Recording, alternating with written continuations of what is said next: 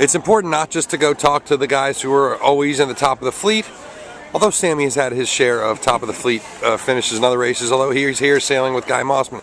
Sam, how are you, brother? Doing well, doing very well. Now, I know Guy. I sailed against Guy before he got this boat in Charleston. Guy is, is an amateur through and through, and fairly new to the Melges fleet, and now he's got a new boat.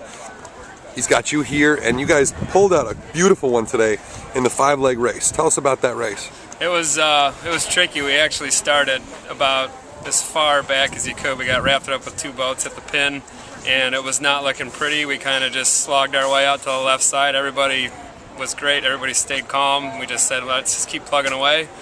Huge left shift came in with some nice pressure, and we had kind of the whole fleet in the window, which was great. And we were able to keep on plugging away and picked off a ton of boats, and we ended up 9th. Anthony did an awesome job of finding the pressure, and Ed Norton and Lindsay did great as well. So yeah, we just stayed positive and plugged away because we were pretty much DFL at the start.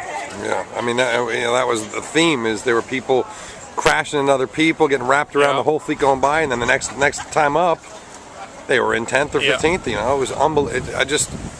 You don't see a lot like that. No. Maybe you see it on lakes more. I don't know. Well, that's what was kind of nice. It was kind of like hand-to-hand combat out there. You're looking terrible one second, next thing you know, you're right back in the mix of things, and that's what's fun to me. Yesterday's racing was a little tougher just because if we got back, we were over in one race yesterday, and there's no passing lanes whatsoever. Today, you could leverage out to a side. Next thing you know, you passed 20 boats, which was good for us. Yeah. Well, what kind of work are you guys going to do to figure out what it's going to do? Are you out there way early, or have you been here for a few weeks? Like, what, how are you? Let me explain. A lot of people are saying, and some very top people are saying, there is no consistency to the shifts. There's no predictability. But you guys have worked it up. You got a 20 in the first race, a 10 in the second race, or 9 or whatever.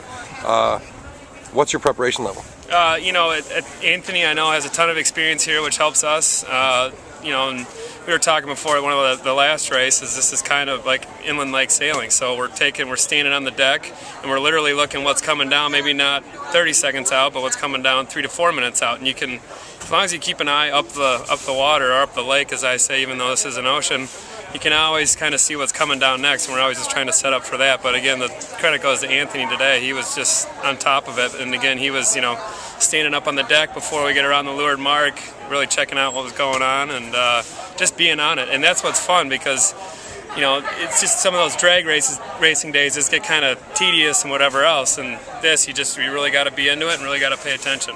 Yeah, right on. One of the things I like to see at a finish, I like to see guys get into it. A lot of the top pros especially, what happens is they never want to break a smile. They never want to have any emotion till the end of a regatta.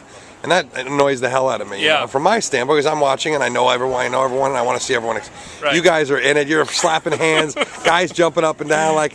How cool is that? And then sort of how is Guy to sail for?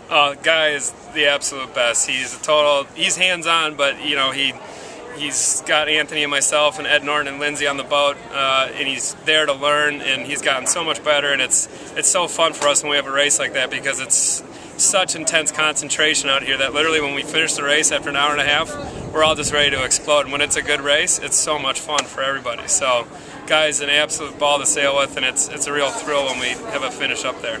Well, it's a pleasure to watch it, and we wish you luck tomorrow, man. Absolutely, I appreciate it. That. We'll talk to you more later in the week. I want to talk to you about scows. There you go. All right, brother. Thank you.